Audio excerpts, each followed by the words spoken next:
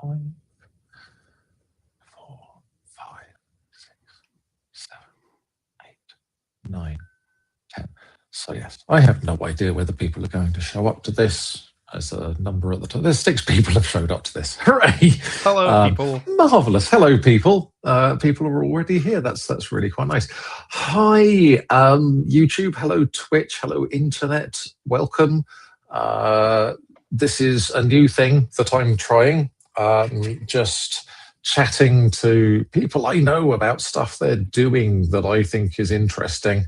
And so I managed to persuade Ben to throw himself on my mercy and the mercy of the internet to talk to me about working with AI and sort of agent workflows and that sort of thing. So hi, Ben. Thank you.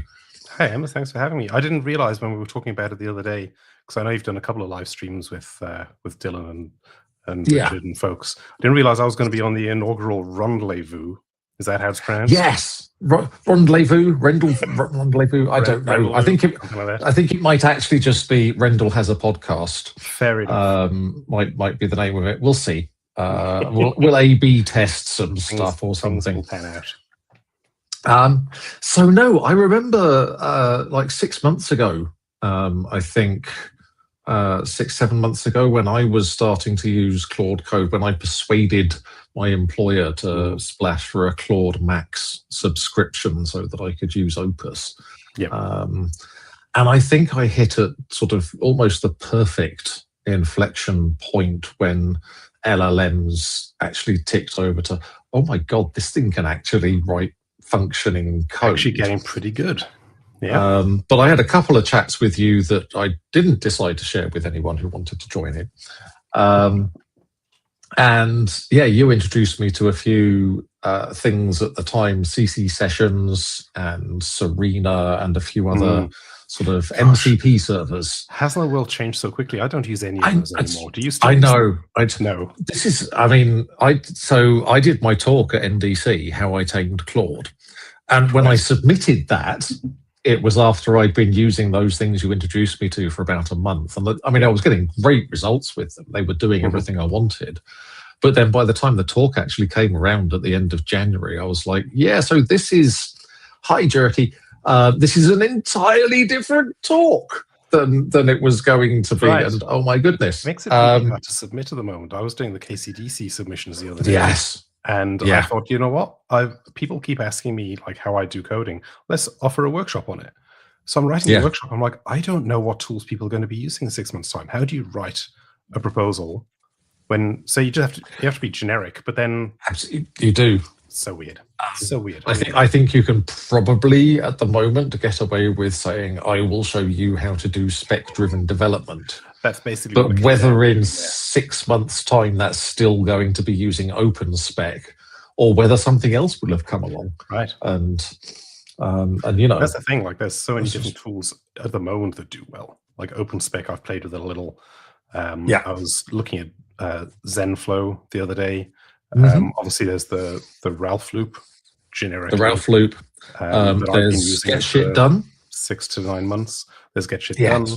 There's so many options that work right now. So I can't imagine they won't be around. But then in the same way as CC Sessions. Yeah, you know. Maybe. So talk to me about the Ralph Loop. So because I've been doing the streams with Dylan. I think we did the 7th or 8th stream today. And Dylan was in a situation where I have not used Claude. I've been doing other things. And now I'm kind of like, should I be learning this stuff? And I'm like, yes, you should be learning this stuff. And so we've kind of worked our way up from very much human in the loop, custom system prompts to sort of define a developer persona and a QA persona and an architect persona and these sorts of things. Today we got as far as creating agent files, agent sort of definitions, which is essentially the same as a system prompt file, except you have some YAML front matter with like a description and permissions and that sort of thing. And so, which was very interesting because where we had a developer would do some work, and then a completely separate reviewer persona that was configured to talk like an English butler. And the developer was told to talk like a pirate. Yeah. And they kind of bled into each other as well. The butler became aware that it was a pirate's butler. Also, I don't know. It was very weird. But it started out as, can you reviewer, please put your comments and things into an MD file and then go back to the developer terminal. Today, for the first time, we actually told Claude to use subagents specifically. And I think next week we're going to try the GitHub integration where you can just @Claude fix this, and it just opens a pull request however much later, which will be very interesting.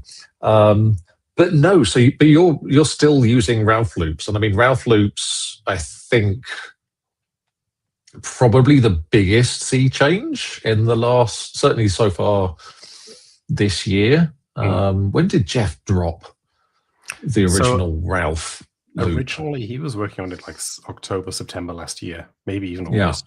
It was quite a while ago. But as with most things, people come up with ideas, they kind of take off, and there's a bit of a groundswell, and then there's this inflection point where suddenly the whole world goes, holy shit, this works. That was around about the beginning of January. It was just over Christmas. Right, yeah, that's what I thought. Jeffrey came out with, well, he kind of announced, I guess, the Ralph loop. Then there was Gastown and a few others that were getting really quite a lot of press in the open source builder kind of indie community. Yeah, and Ralph loop is, it's a technique. It's not sort of specifically a tool. It's not something Claude, Anthropic tried to build it into Claude code, but it kind of missed the point of context-rotten stuff. So do you want to just explain, like I'm five, the Ralph loop? So essentially, one of the biggest issues that we have when we're using AI agents for coding is the context window. And we see the context window growing all the time. Opus 4.6 came out of the 1 million token context window, which is massive compared to like the 200,000s that we were playing with just 6 months before. And before that, we were looking at less than 100,000. So the context window keeps growing, which is great because it means that it can remember more while it can keep more of the code in its brain, so to speak, while it's coming up with new code.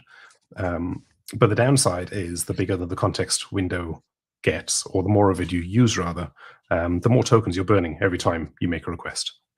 So there's this ultimate goal of, yes, big context windows are great, but ultimately, if I can reduce the amount of the window that I'm using at any particular time, I can speed things up, first of all, because it doesn't need to process as many of those tokens. But I'm also saving quite a bit in terms of cost. Yeah. So the idea of the Ralph loop, before we got the million token window, but even now, the idea of the Ralph loop is to do lots of little iterative changes and to do them autonomously. So essentially, if we think back to the types of coding that you and Dylan were doing at the beginning of your streams, the very interactive, conversational, I want you to do this, it spends a couple of minutes doing things, comes back, you test it, you're like, no, I want this instead. That's very intensive on the human. There's very much human in the loop. If you can create a system or a process that allows you to really define what you want to have happen with some specific like guidance and guardrails. So I think of guidance as in the way we prompt and the specs we make.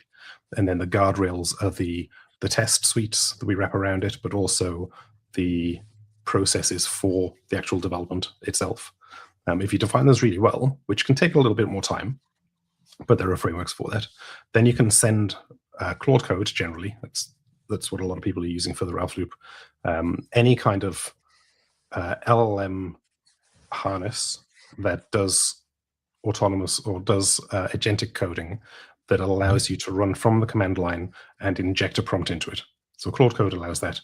I know you can do that with open code as well, which means you can use local inference servers and stuff. So the idea is you build a really good set of specifications. From those specifications, you design, or you get Claude to do it's a single shot. It's a once-off, turn these specs into an implementation plan.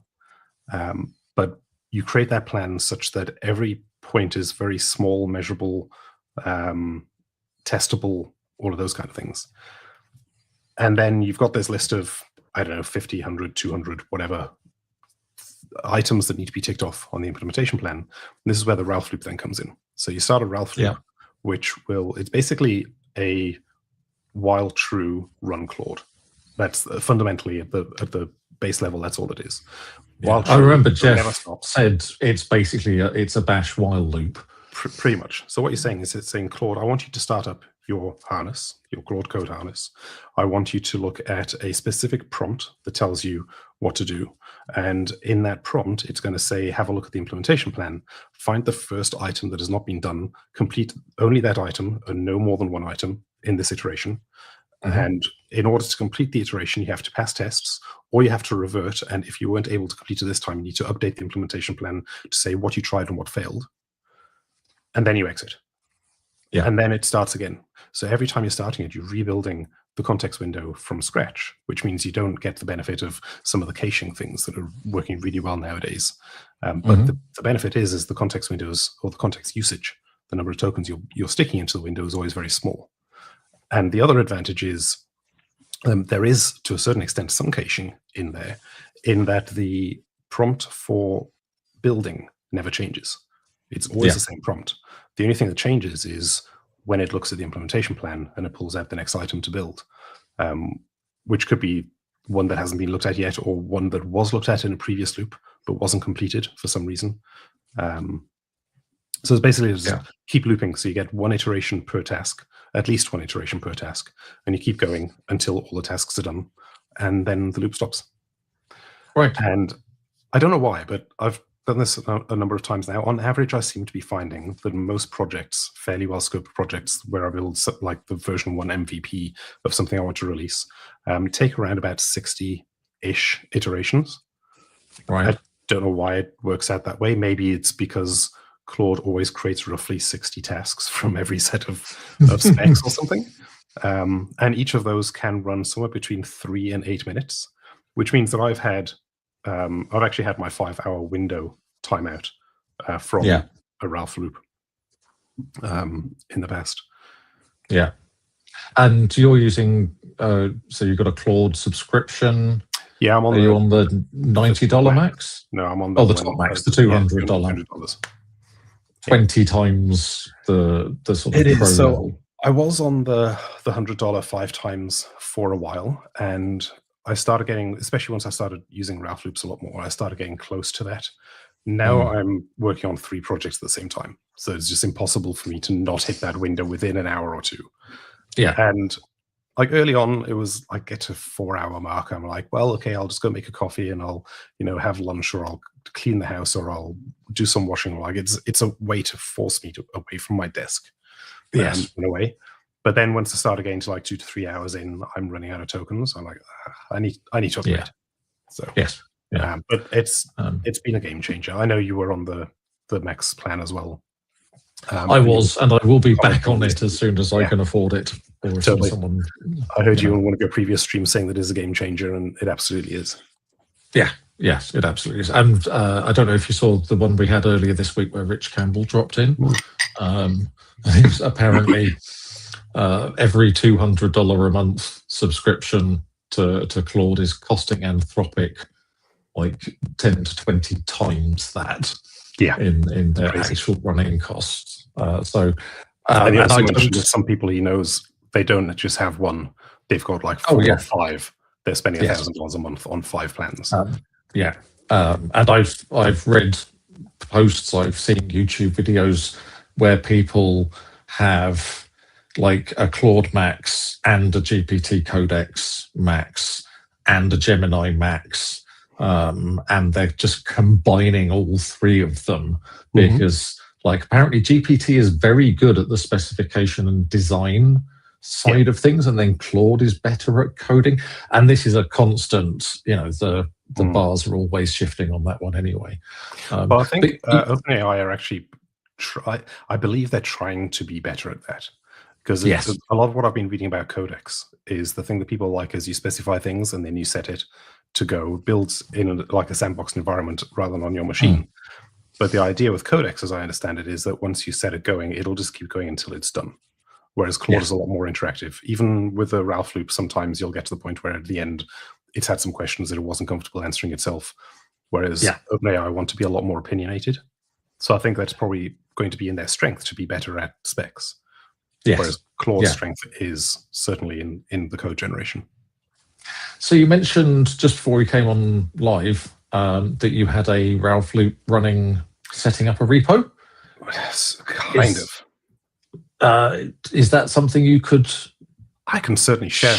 And sort of show us what these sort of implementation steps look like, or let's share. Actually, what I'm going to do is I'm just going to move.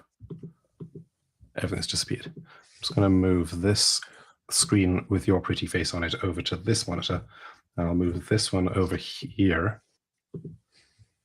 so that I can look at the code. And people will be able to see my lovely off camera. People will be able to see the lovely Christmas background. I love a good Christmas background. Do the. So, yeah, there we go. Hey, how to shave your yak. Share screen. I want to share an entire screen, and I want it to be this one. There we go.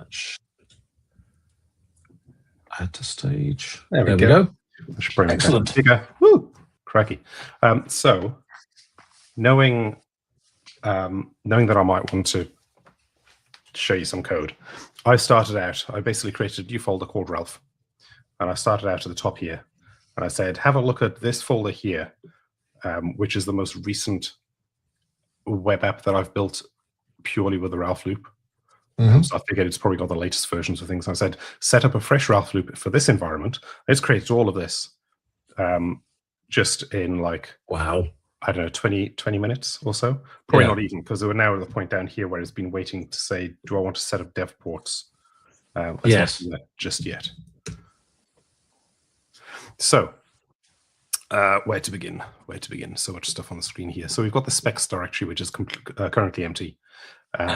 We've got two shell scripts here. We've got Ralph sh, and we've got the loop itself.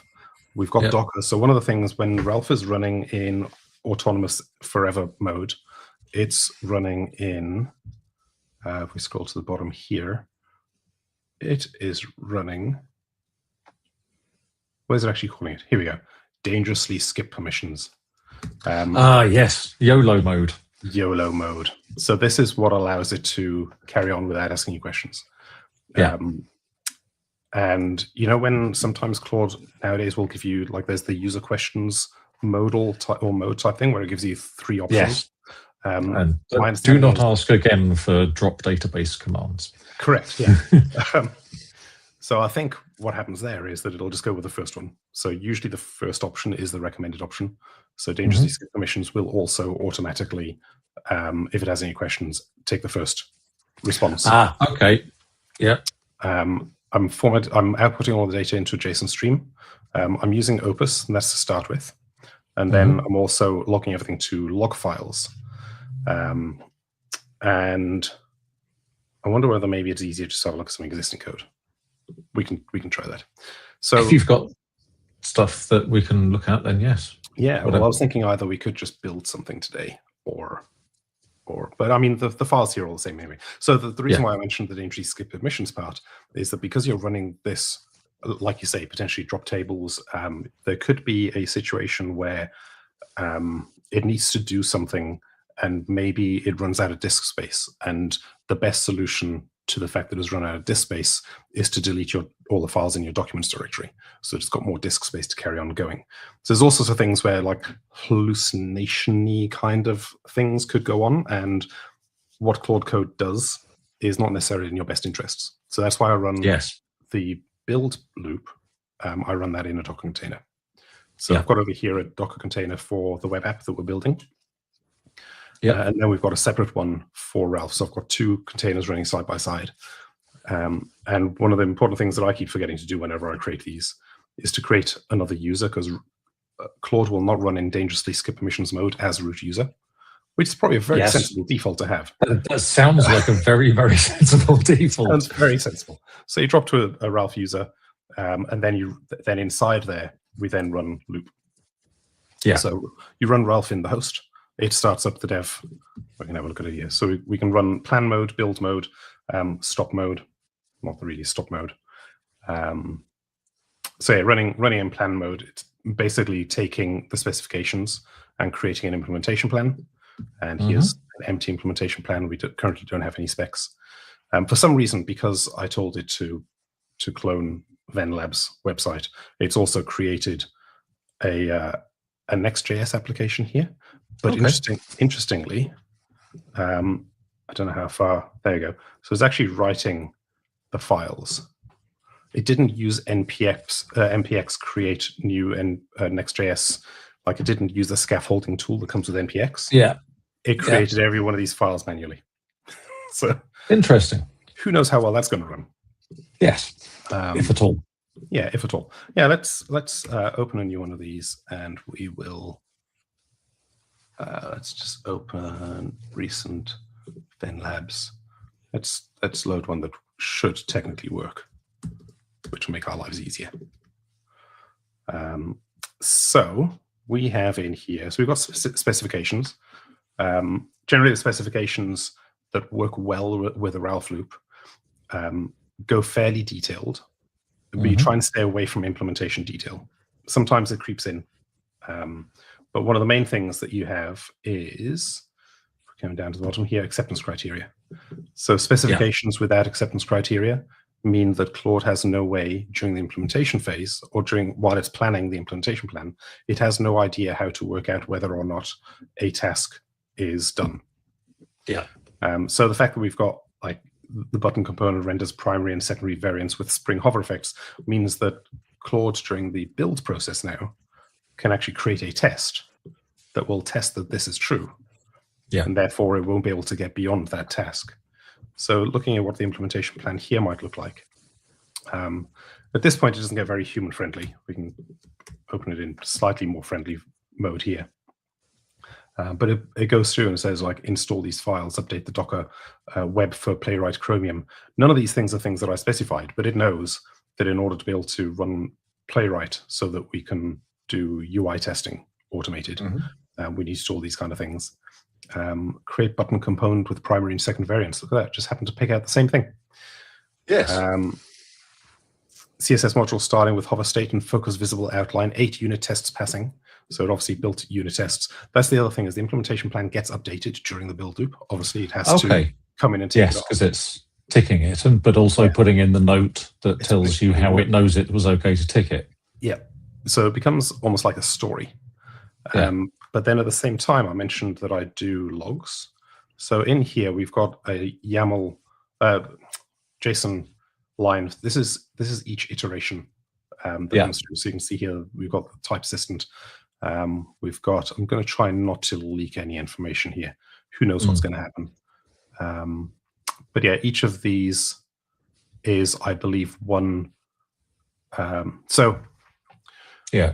talking about how Ralph is a loop for Claude. Claude code itself is a loop agent as well. So the way that Opus and Sonnet work is you send them a message, it then sends you some kind of response. It has no session or memory of what's going on. And then Claude Code is a harness on top of the LLM, which has a whole lot of tools built in, which allows it to do things like run bash commands and create files and read files and all of those kind of things. And it will then make a request to the LLM API, whether that's Sonnet or Haiku or Opus, and it'll then get that response back. And then it'll use that response. And then, as we've seen in the conversations, it's not just a send and receive like the original chat-based systems. It has lots of little conversations with itself. I'm going to do this. Okay, I've got this information. Now I'm going to do this. Okay, I need to read this file. Okay, this file says such and such, therefore I'm going to do that. So each one of these is a little loop of its own. Yeah. Each one of these lines here is the results of one of those loops the Claude Code does. Okay. So this one file here, this plan1.log, is the one iteration that I ran Ralph plan, if that makes sense. Yeah.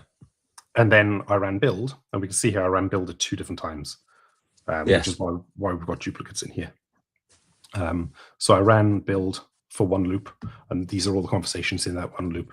And then I generally do that. I'll do a build space 1 just to get it working, just to make sure that like everything's connected up to like the Claude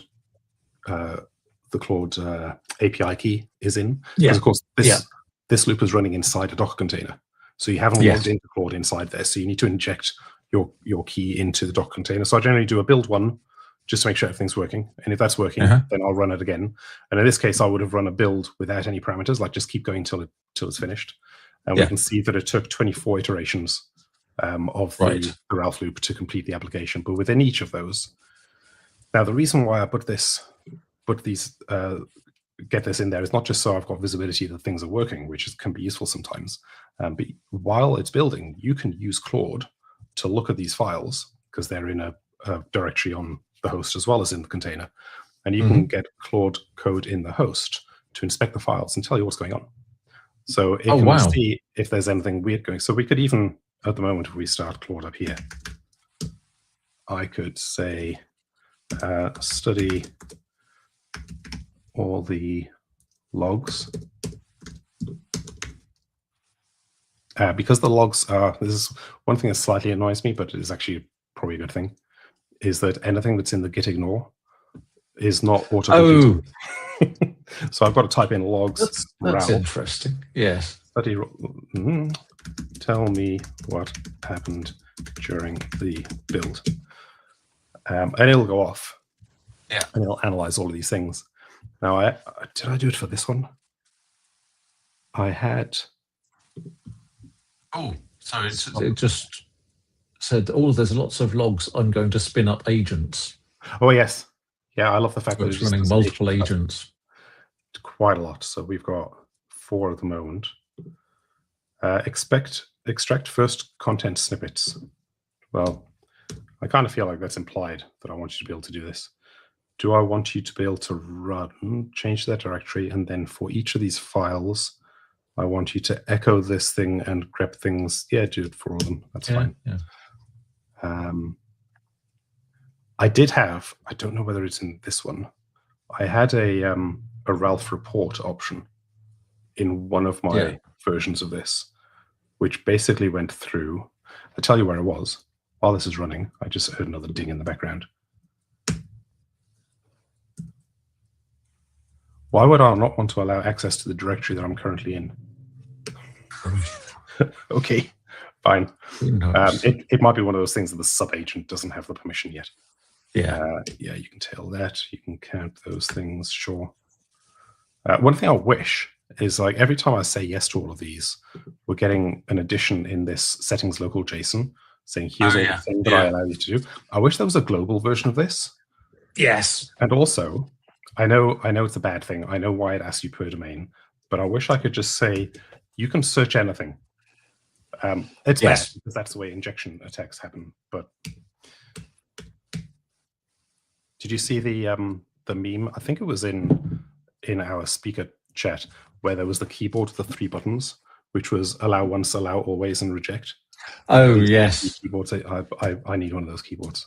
Yeah, the modern equivalent of the Stack Overflow keyboard. It's just the control key and C and V.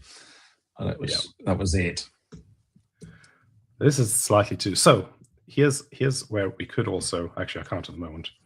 Oh, it's asking permission. So you're going to say, yes, you can always run this Python here document. It's very specific though. Yes. If you want to run exactly this script again, then I will allow you to. I'm going to say always allow, and let's see what that's done in the settings. Oh, crikey. Yep, there you go. There it is. Very specific.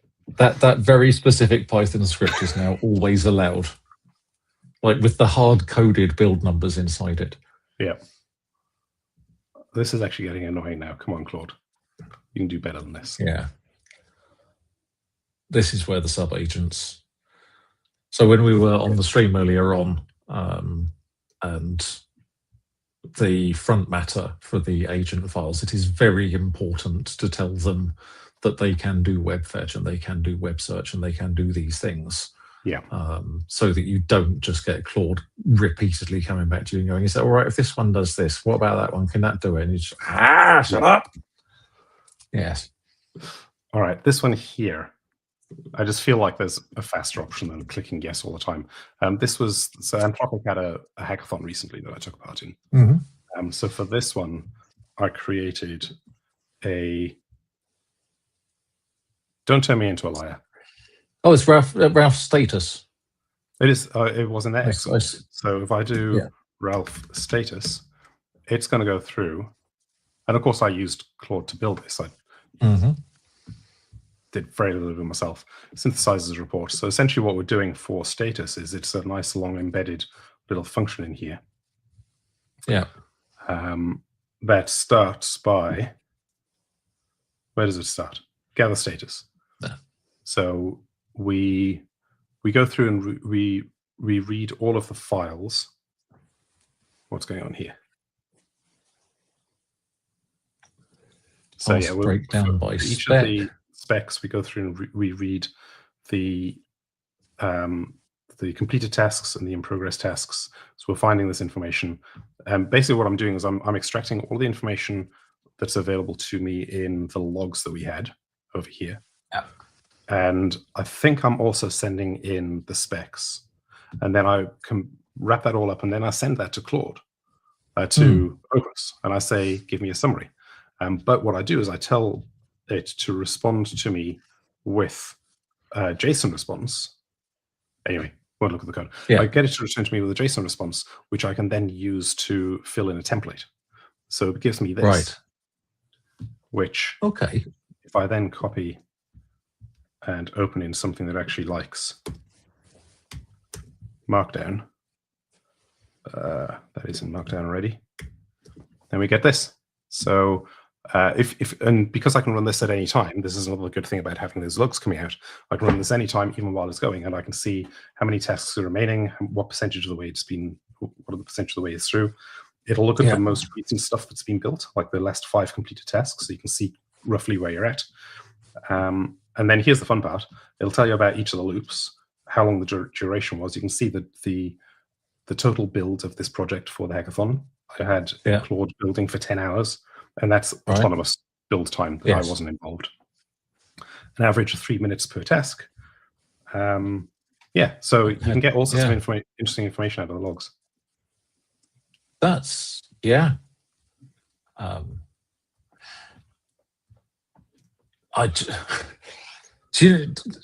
do you fight that thing where your brain just starts going, oh, I could build such and such, and like...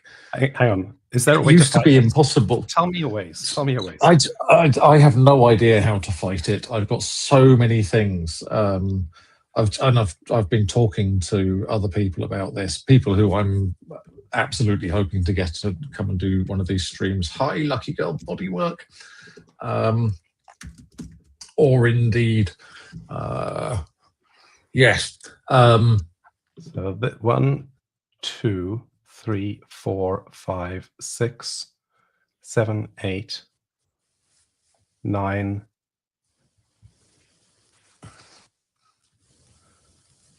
I've currently got 9 projects on the go. Yeah, I have regret because I had a load of domains, and when you kind of go, oh, I got an idea. I actually registered enterprisetwitter.com. Which was going to be over the course of the day, you could like submit a tweet and then they would all be posted overnight in a batch process, and various other things. And it was kind of like, it was a drunken thing. When you wake up in the morning going, why do I now own this domain?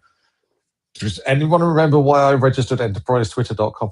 And now I'm kind of like going, I could have burned, that's not even 10 hours of tokens, but I could have Ralph looped that and just put it live in a couple of hours. Go, hey, look, I built enterprisetwitter.com. And yes, people building games that they've been meaning to build for years. I am at some point going to build a game that I have been meaning to build for years. I've got a thing. And it's just... all of a sudden you're kind of going, that's an itch, I have an idea to scratch it, and then if you have the tokens available, that's the only limiting factor. Well, that and your own personal context window. Indeed. I see. But yeah. Daughter Finn asked a question: can you make it so that the agents keep running when you close the console window?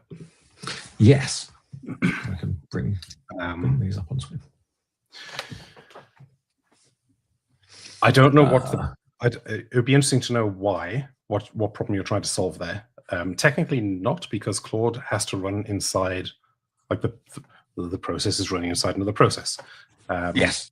One thing you can do, you did mention in like the intro of this video that you wanted to talk a bit about Happy. Oh yes. So let's get a browser tab over here. Happy.engineering. I will. That's the most ridiculous TLD. It's great. .engineering. That's just like what? Wow, how many permissions do you need for me to be able to post? There we go. So I'll post that link in there as well. This comment has failed to post to Rendell because apparently you don't like me. Oh, if you drop it in Signal, I can post it into our generic into the chat thing, and then it will go. I think where's Signal? Yes. Here it is. There we go. But yes, you are not trusted. Myself. Copy that, and then I can stick that in there. There we go. Perfect. Right, there we go. Happy to. Probably better that you did that, because if you'd allowed mine, it was YouTube only, and the Twitch folks wouldn't have gotten it. Anyway, right. This was basically a project by some folks on the US West Coast who had Claude running, and this was. Can you zoom the browser in a little bit? So. Yeah. Oops, that's the wrong window. I just zoomed in on our stream. There we go. There we go. So this has been around for coming up to a year now. So it was before Ralph Loop, all of those kind of things. We had processes going for maybe 5-10 minutes if you were lucky. And these guys were like, I'm assuming they were guys. It's always guys, right? Who can't stop coding when they. It's the grift culture. But sometimes it comes out with useful products like this. They were having coffees, walking down to the local avocado toast van. Yeah. I don't know how many terrible memes can I get into this sentence and just be cancelled. Get me cancelled in the first episode of my new thing. Yeah, I'll do my best. I'll do my best. Yeah, go for it. Yeah, so this is basically a wrapper around Claude Code. So you run Happy, and Happy starts Claude Code because Claude Code itself has an API, like the command line interface application has an API. It means that the Happy wrapper can basically control Claude Code for you. But you can still use it in the command line. So let's come out of here and let's start Happy. Now I've cheated slightly. I've extended Happy itself. I've got a script in my local bin directory, which will actually start a venv, and which is what Happy then runs in afterwards. But what I'm doing is I'm seeing if there's any local .env files, then I'll resolve the secrets from there. So it now means that Happy starts with the content of things that are in my env file. Yeah. So I'm basically injecting my environment variables into Claude. Yeah. Which aren't in the environment. They're in the file, if that makes sense. Yes. Yes. So if I run Happy now, Happy is going to run this script, which is going to pull out everything from my .env file and then inject it into Happy, the actual application, which then wraps Claude Code. So when you start it, you can see that it now wants my 1Password because I use 1Password style stuff for injecting directly. Have you ever played with that? Yeah. Yes. I'm vaguely familiar with. I haven't done it. I was aware that it was a thing that you could do. The thing I love about this is you can check your env file into GitHub and not worry about accidentally leaking secrets. Yes. Oh, so nice. So Happy's now running here. This is, what are we looking at? Budget tracker. Sure. Well, let's just jump over to my iPhone mirror And I should now be able to. There we go. Budget tracker is now running over here. Now I can't make this larger, unfortunately. I tried. But if I do something like, so to start this one, we've got a .dev.sh file. I can say run dev.sh to start the app. And we'll see over here, and enter doesn't work. We'll see over here, this has now been captured. So you can't run them both at the same time, but we're now in remote mode. We can see what's going on over here. It's changed the title. It's looking for the tool references. It's changed the title to start a dev environment, which is now also reflected up here. Now, one thing I like about this is you can come in here and you can go to YOLO mode. And now essentially what I've got is the ability to switch on dangerously skip permissions in Claude at any time. Right. So now if I click yes, it won't actually do anything. I mean, it will. It'll say yes. But the bypass all permissions or YOLO mode only happens once you send another message. So if I type yes, then that should be good enough. And also from now on, all permissions should... Sometimes, it's still saying permissions required. So I'm also going to click on yes. And now you can see it's asked me on my laptop because it's starting dev, and dev requires the N files as well. So this is one of the downsides. One of the reasons why I'm a bit iffy on using 1Password in environment variables is I still need to be at my laptop to start services that rely on it. Yeah. So, but yeah. So I can't remember why we got into that. We're talking about. Oh yeah. Because Dorothy asked about keeping the agents running when you close the console window. So here's one thing you could do. Let me close this, which should. I don't want to save that file. I'm going to close. Okay, let me close that. Then I can close the application. I still don't want to save things. Excellent. I'm going to close this one. All right, now I'm going to quit code altogether. Now you can see here last seen just now. So this has now gone offline. But what I can do is I can come in here and I can say I want to start a new session. And I want it to be in, sure, we'll go with this one here. You can select which folder you want to open. Right. And I'm just going to say, tell me about this project.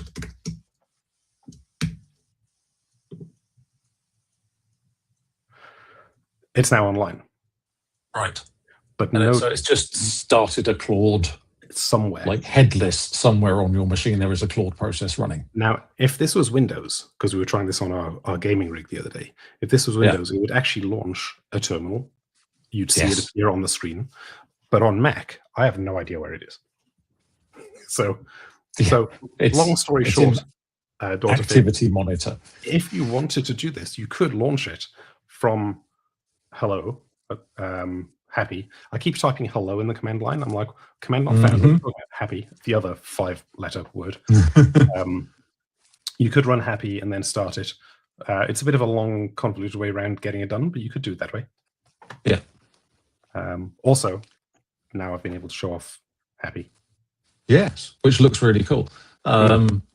It's sort of a bit like, because I was wondering if you were using like OpenClaw or something like that, which I suspect could do something similar, but in a much less focused way. Yeah, you could use OpenClaw. I think I've got an old laptop here sitting right next to me, waiting for me to install OpenClaw on it. I still haven't gone around to it. But you could certainly use OpenClaw because then you've got multitudes of ways of talking to it. And then it is actually running everything itself. You wouldn't have the problem so much with 1Password if you gave OpenClaw the ability to unlock your 1Password. Don't know how good an idea that is. Probably not at all. Probably not. No, I'm not sure I would do that. By probably not, I say absolutely not. Do not do this at home, folks. Yes, don't.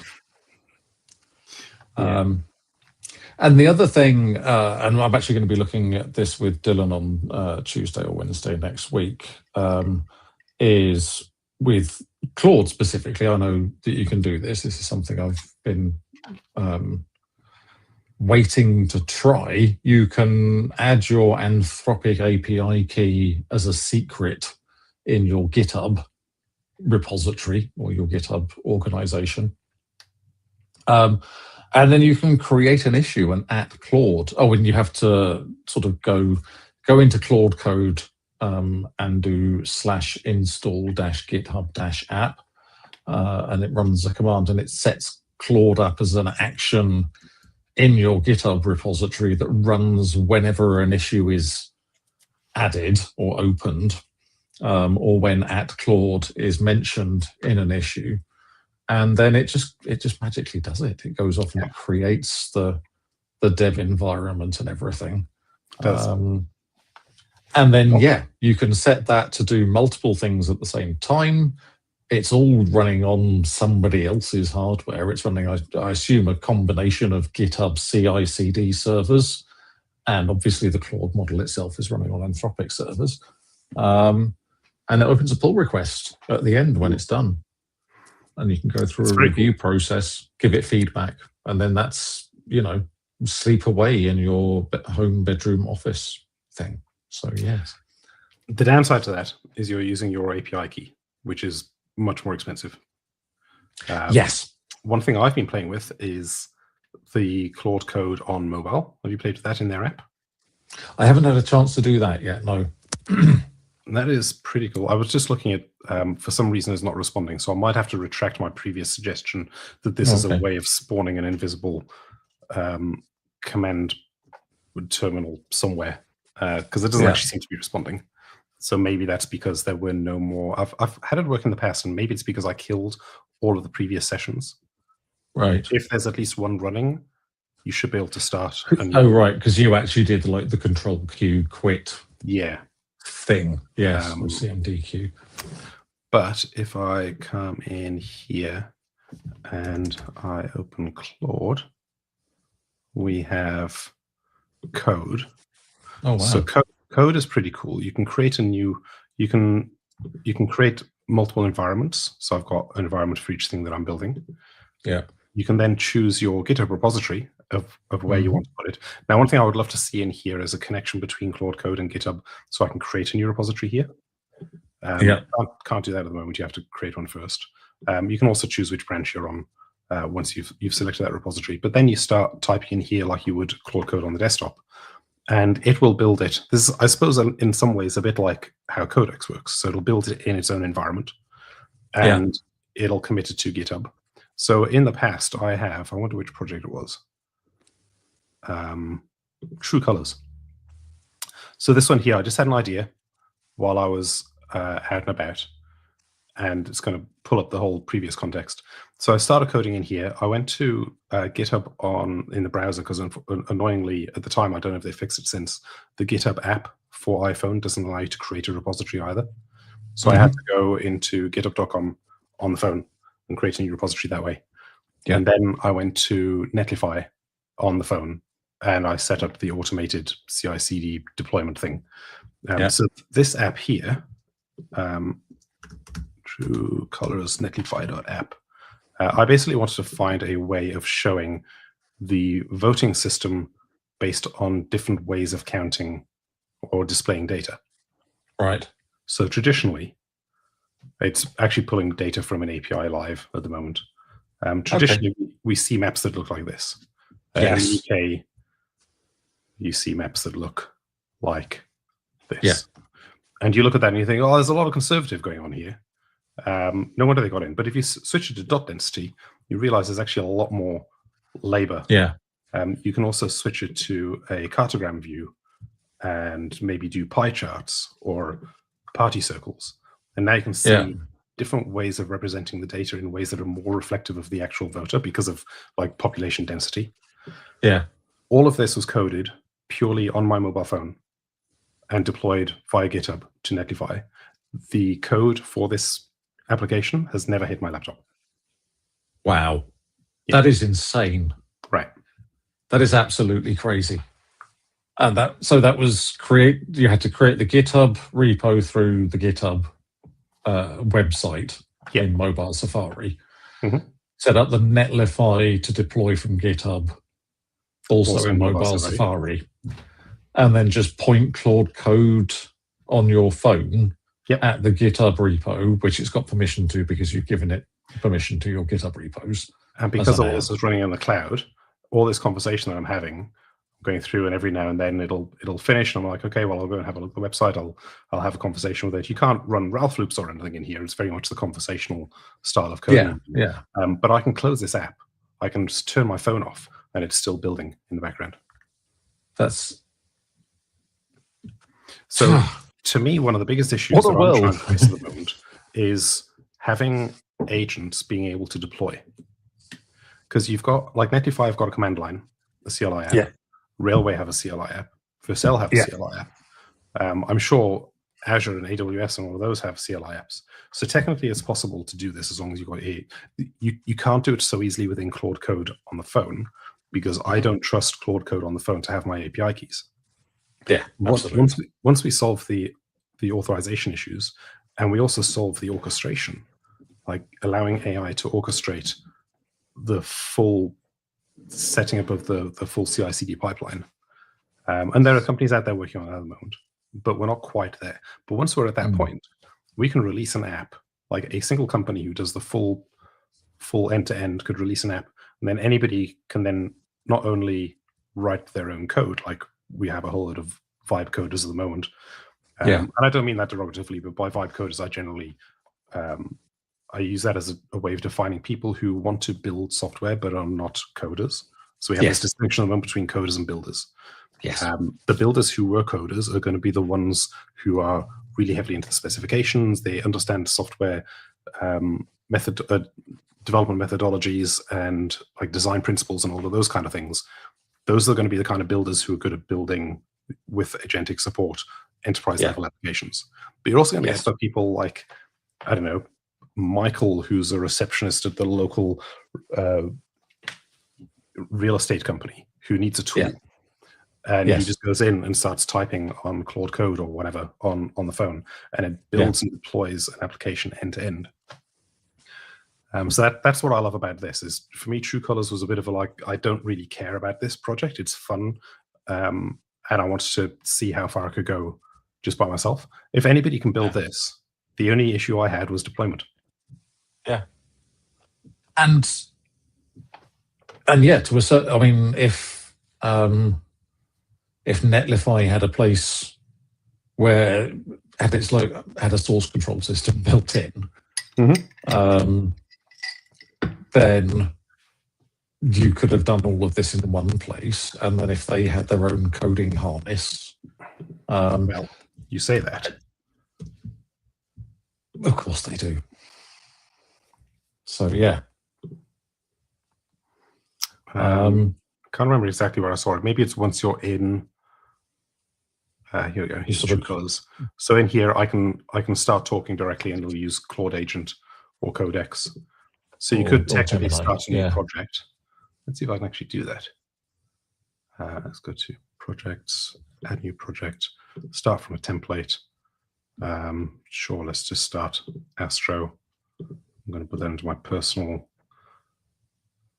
Netlify will create a new repository. Okay. So that solves the problem I had before. Yeah. So that does that. Authorize. Here's passkey. So now I've got this project name. Yeah. Hack is not available. But I was gonna call it Rendlezvous for fun, but I won't steal that.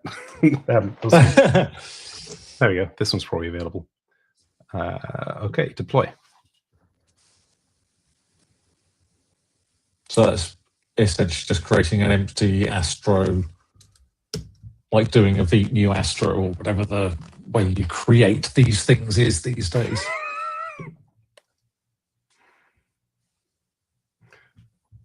Is that the one? No, it can't be that one. Yeah, I think that's it. It's had a lot of work on it. It says updated now.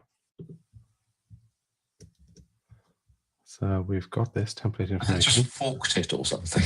Yeah, it must have forked Astro Platform Starter. And it's building. Yeah. Uploading. And then presumably in here, I'm about to get like a prompt window where I can... There we go. There we go. Yeah. So wow. The website is... Oh, there we go. There we go. That one there. So welcome to Astro. There we go. And it's Netlify's own starter template for all of these things, which kind of has the various bits and pieces. So yeah, we were talking last week or earlier about on the other stream about something that's been lost, I think, over the last 15, 20 years, which is people, Microsoft Access got kind of deprecated out of Office. You don't really see, it's, you know, people think of Office as Word, Excel, and PowerPoint now. But my father-in-law ran bowling tournaments, ran his bowling, 10-pin bowling shop, pro shop, and all these sorts of things on MS Access. And he would create applications. He didn't know sort of voice cod normal form or denormalization or any of these sorts of things. But Access put it in terms that he could understand. It was kind of like, it wasn't a lookup table, it was a drop down. Here are the options I want to put in the drop down. I don't care if it's a lookup table or whatever it is. And then that went away, and people were kind of like, oh, well, I can just about get Evernote to do what I want. And then you had like Notion and Airtable and these sorts of things. And this is actually putting, because I think there's a lot of people in our business who are terrified of the idea that people might be able to create their own apps and they don't need us to do it for them at, you know, $200 an hour. Yeah. But I think it is a matter of, there are big enterprise apps where it is lots of microservices and lots of formal boundaries and hexagonal architecture and all those sorts of things for creating software that is part of a much larger system, has to comply with various legal regulations and requirements and everything else. And I think more importantly, is maintainable and modifiable over like 10, 15, 20 year stretches of time. Yeah. And that's still us, and that's still specs and, you know, all these careful loops and the things that we know how to do. It's software engineering. But vibe coding for, I want an app so that I can catalog this, or I am at some point going to try sort of vibe coding an app where I have my iPhone and I can point it at a wall in the climbing gym and have it identify the different routes by color. Although I was looking at that today and going, about 3 days after they reset the route, a lot of these are basically white because they're just covered in chalk. I'm going to have to come up with a way of, but you know, I'm going to have that. I'm not going to put it on the App Store. It's going to run on my phone. It's going to be a thing that I use. And yeah, this kind of thing, you know, I think it's brilliant that people are going to be able to do this. And I think we need to stop being snobby about, you know, if someone goes, oh, I've created a SaaS product that I'm doing B2B sales, and I've vibe coded it, you're going to be like, I'm not buying that because I don't think you've done it properly. But vibe coding an app for your own personal use, just scratch an itch to sort of go, oh, I've had an idea. I think that's completely valid. Trying to work out now if Ben's frozen. I think Ben has frozen. So I'm going to hope Ben comes back. I don't know if Ben knows Ben has frozen. I don't think so. We're sort of already at the 1 hour point. Yeah,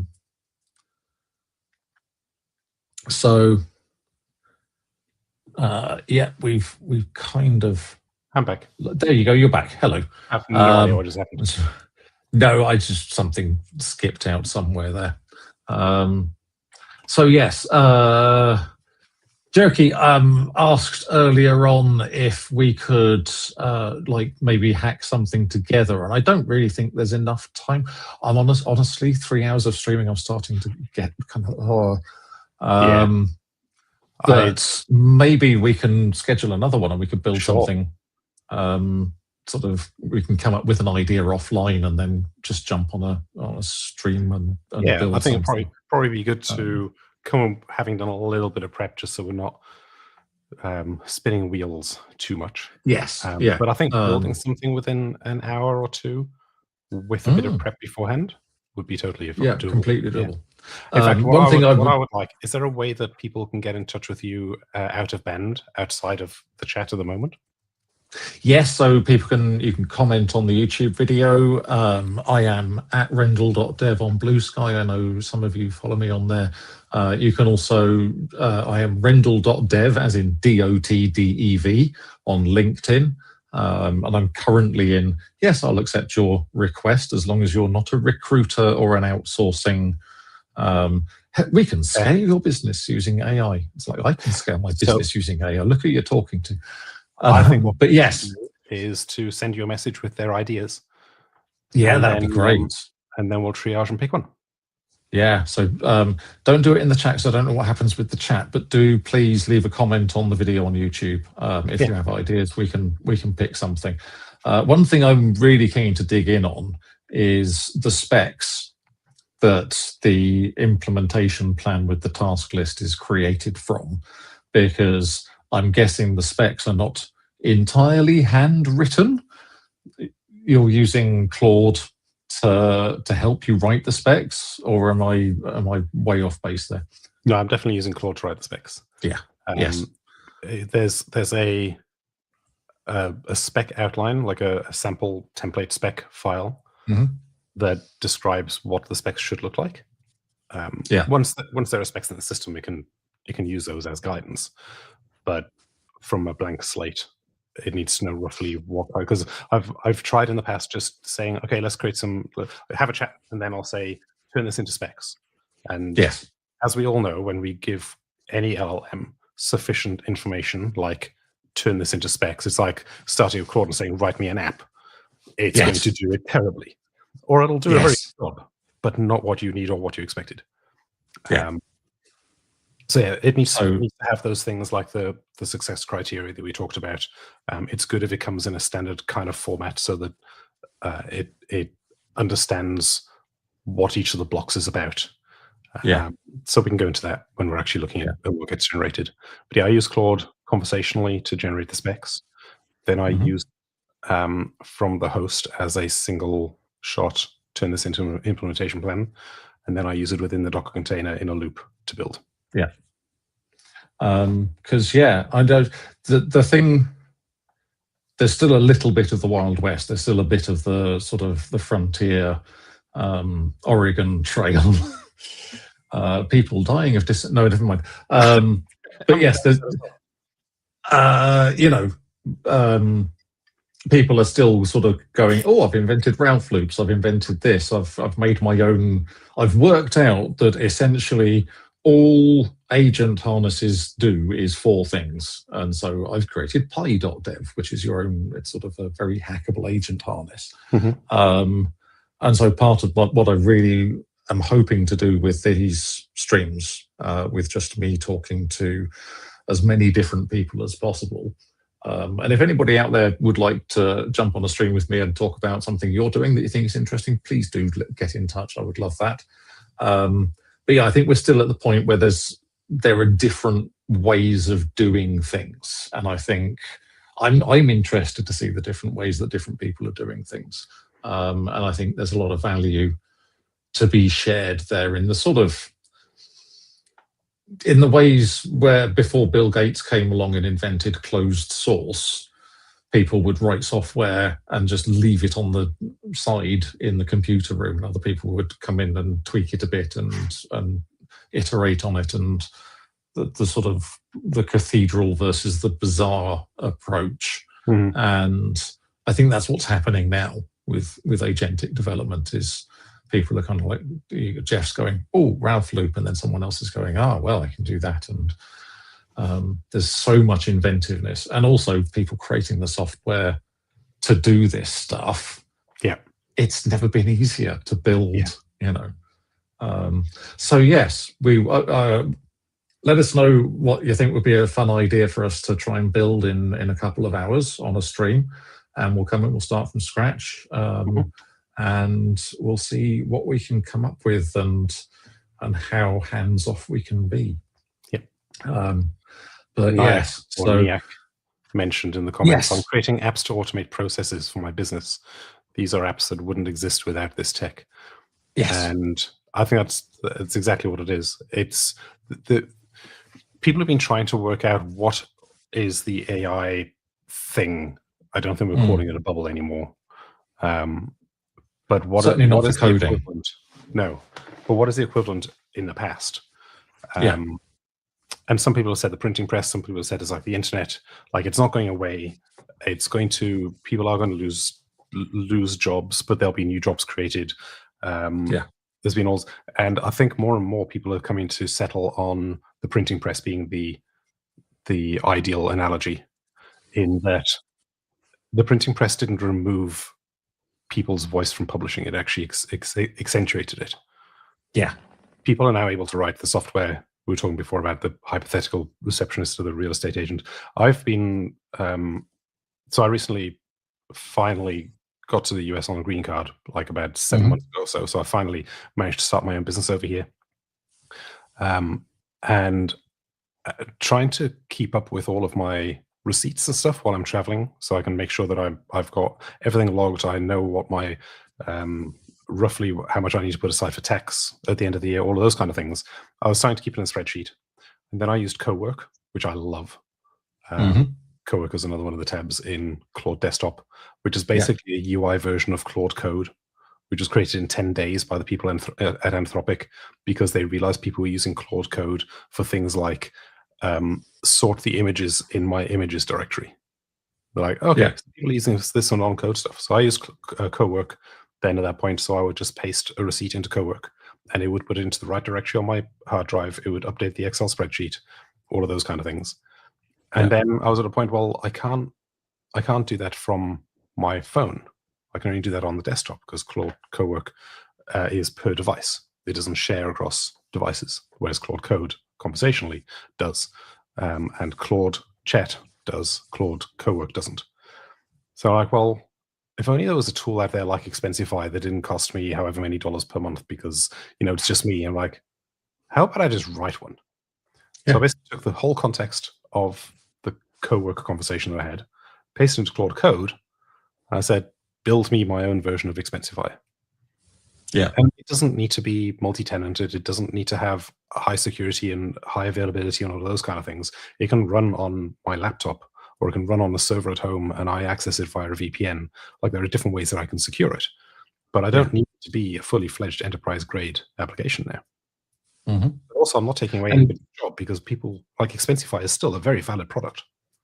Oh, so, yes. Yeah, it's just. I mean, that's, you know, this is for you to keep track of your receipts for your purposes. Expensify is allowing people to submit their expense claims at companies with thousands of employees.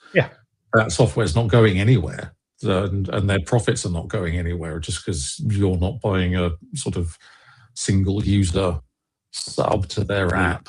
I wasn't going to buy it anyway. No, and which is what Niak said, is it's not really taking work away from devs. You would just have managed without it. You were never. Yes, you're creating things that would never have existed at all if it wasn't for this new way of creating things. It's not like you were going to hire a team of 5 developers and go, hey, build a single user version of Expensify for me to use. Here's a month's worth of money for 5 people. We do get a little bit into the weeds then at the intersection of where does it end with code and where does it start with other aspects of our life. And you were saying before, like, it's not going away specifically around code. I was talking with a friend just a couple of days ago. His partner is an artist. He loves creating music. And he says that while he's been very resistant to AI for the longest time, and he was going through job interviews recently. He works more in IT support, like the people you go and see when you need a new account provisioned internally within your business. So he basically does that for lots of other companies. So he's not in the coding space himself, but they are starting to use AI assisted tooling at the moment. So he's asked by his potential new employer, how do you feel about AI? Like, this isn't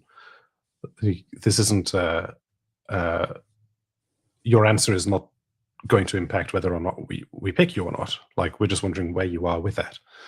And he said, look, to be honest, for the first few years, I was dead against it because I saw it taking away creativity. I was sort of removing the human experience and all these kind of things. More recently, he's actually been playing with Claude Code because he's got an idea of something he wants to build just for him and his friends. Again, not taking work away from anybody. So he sees he's excited about that aspect. But when it comes to creating art, is very generic. Creating music or paintings or artwork, like graphic design, those kind of things. He's still very much on the fence. And I think I am to a certain extent as well. Like my blog, for example, I've got images. I generate an image for each blog post using a local model. The reason I do that is because I want something that's themed similarly to my website. I want it to be somewhat related to the blog post, so I'm able to get a prompt generated based on the blog post content and then use that prompt to generate the image. If it wasn't for AI, I would either use stock photography, like free stock photography, or I wouldn't have images. So yes, but that's exactly the same argument for software. So does that mean that in the arts space, creating software is an art to a certain extent, like what we traditionally think of as arts, painting and all of those kind of things, people are still going to want to do oil on canvas paintings, and people are still going to want to buy oil on canvas paintings. But outside of the scope of what AI currently can't do until they get a robot arm and start painting oil on on canvas, could we make the same argument that we shouldn't be as resistant to AI in these spaces as we are? And maybe those of us who are in the same position as developers 18 months ago were about the coding side of things. I think there is an issue where, like you say, you generating an original image to use as the header image on a blog post, you'd go to Unsplash and you'd sort of download the photo and hopefully give the photographer the credit on the web page like they ask you to. It's when like the Labour Party or Mars or whatever are shaving $50,000 off the budget for their new advert by getting an AI to do it, that is taking work away. It's when the companies that can afford to pay people to do those things say, but we don't need to, we can just use AI and we can take, that's where society, I think, starts to fall apart. Sure. And that's a whole different set of podcasts. That becomes a question then about acceptable quality loss. Yes. In software, perhaps that loss is less acceptable. Yes. And also in software, you know, there's as much as we call it, I think it is a craft, software engineering. It's not an art, not in the same way that creating paintings, creating music, creating films, writing stories, all these sorts of things. And I think that somewhere in between, it's giving people who have an idea the ability and the tools to express that idea and share it with the world, versus it's letting Marvel or letting Disney fire 500 animators because they don't need them anymore. Sure. That's been a distinction. I've been a whole discussion to be had. Yeah, the distinction I've been trying to make when talking about what AI is taking away from us is the early conversation was always around it's taking away creative jobs. And I think one of the problems is use of wording, because words matter. Creativity, when you think about the root of the word, is just the act of making something. Yeah. Creativity doesn't imply imagination. So I think what we need to distinguish or differentiate is where is it, what are the things we do that are creative and what are the things that we do that are imaginative. And when it comes to creating a piece of art for Mikey or for whoever, the $50,000 graphic design job, that's imagination. That's using more than just your brain, using thoughts and desires and ideation to create something. So the fact that AI takes away our creativity is not the problem in and of itself.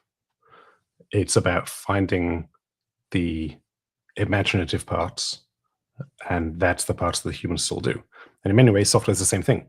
When it comes to it, it's not an art form per se, but if I'm, as a solutions architect, if I'm looking at a problem and I find an interesting, innovative way of solving a problem, maybe it's not hugely innovative because there are only so many problems to solve, but deciding how to architect a larger, especially enterprise level, large system. Are you going to go service-oriented architecture? Are you going to go monolith? Are you going to do, like, there are a number of different options, and you can mix and match those, and depending on your requirements, there's a better or worse way of doing it. AI is just going to go with the first thing that it thinks about, and it's going to create a solution, but it's not going to be imaginative about the way it solves the problem. That's where humans are still in the loop, coming up with the top level thoughts, the specifications, all of those kind of things. I think AI is going to get better at creating specifications, insofar as the conversations that I'm having are helping it create better specifications, but it's still only creating them. It still needs me to point it in the right direction, so the specifications that it is able to make that are good enough for building software from are actually what are required. So maybe that's the delineation. It can't do the imaginative stuff. Yes, and it's never going to be able to.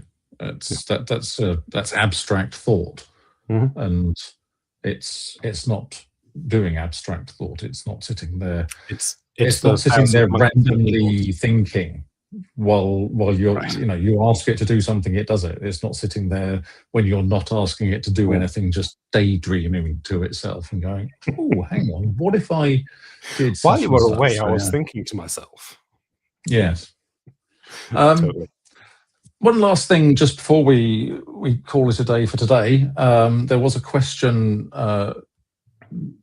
much time ago, half an hour ago, from Jerky saying, any tips for getting better UI design from Claude? Is that something you have experience with? Great question. I think one of the problems that we have with anything generated at the moment is that it's going for, essentially, if you have a system that predicts the most likely outcome, you're going to get the most likely outcome.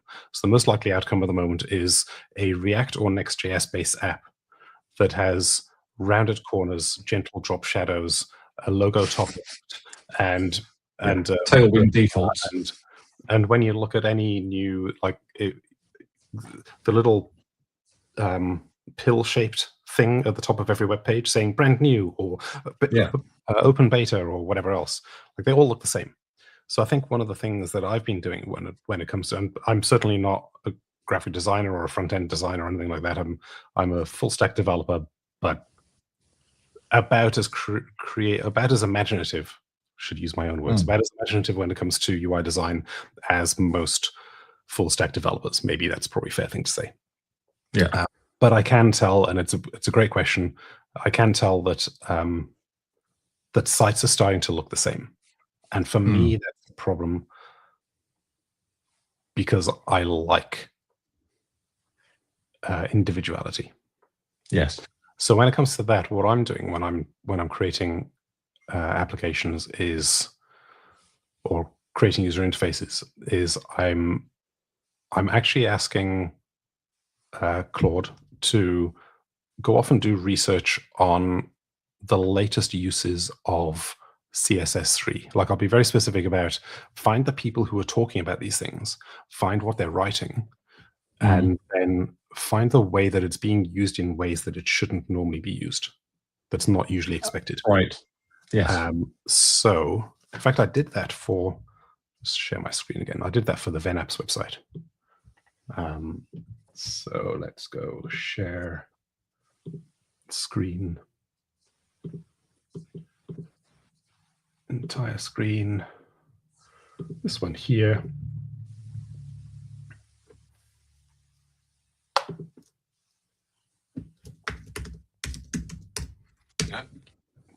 Yeah. So this is like, it's still quite representative of an average design. But the thing that I wanted to do, like I asked it to, it said I could change your cursor. Like that's something that doesn't happen very often, but it's actually created kind of a thematic through line through the whole design. So Venn being the overlap of two circles, it created these two circles here. It came up with this logo. Also, the mouse over. I like that. Color.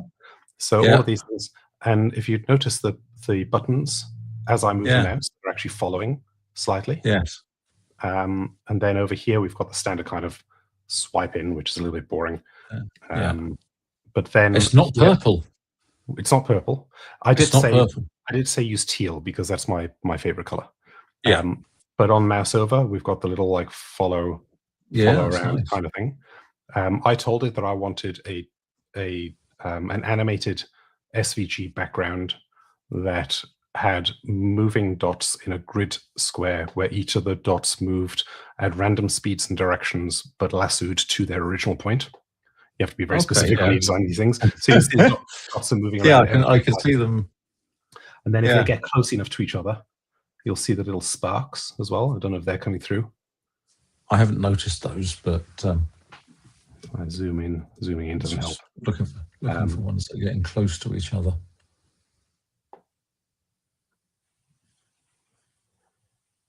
Well, I would just, if anybody really wants to see the sparks, go to venlabs.dev because it's on the internet. It came up with this filter to go over the top to make it grey and red. So basically, the thing that I said was, do research into what people are currently doing with CSS specifically, because I wanted to reduce the amount of JavaScript. What are the thought leaders? I know we all love that word. What are the people who are on the bleeding edge of CSS doing with CSS that that are not? I can't remember the wording I used, but essentially just trying to get it to find what other people are doing that is like the next way of doing something.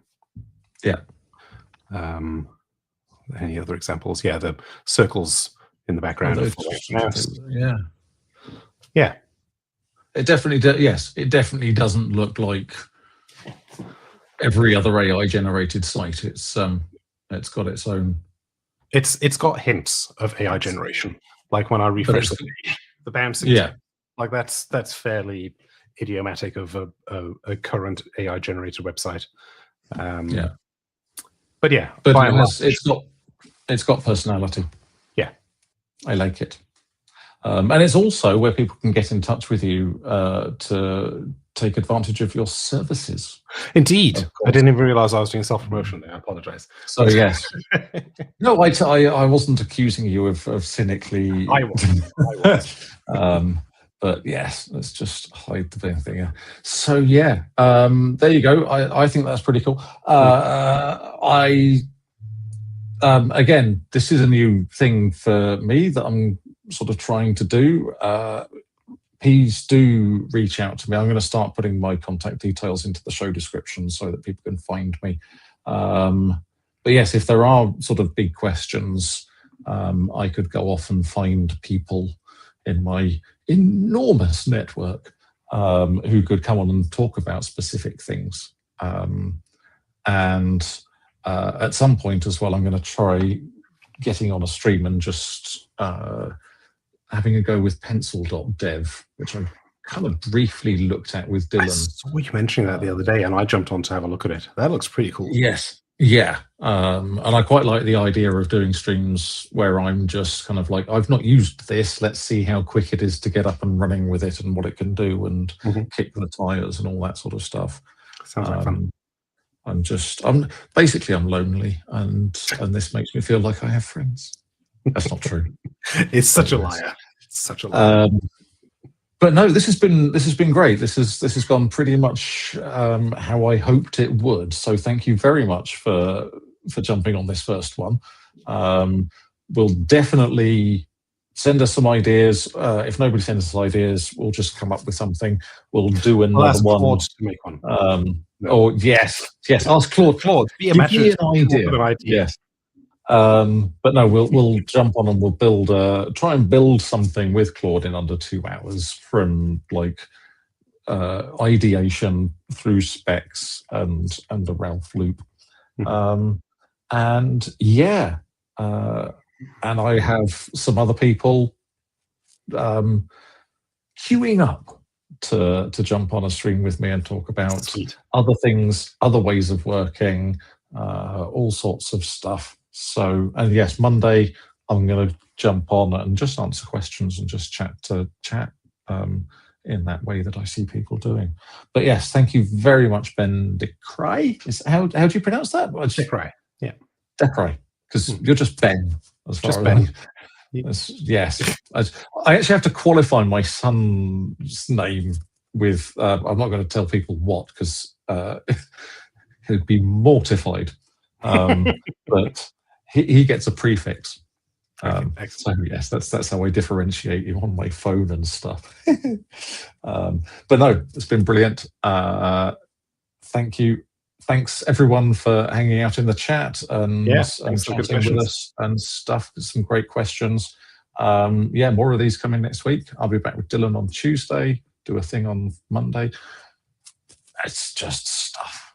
I'm now going to go and drink a pint of water and fall asleep. Sounds good. All right. Take care, everyone. See ya. Cheers. Bye.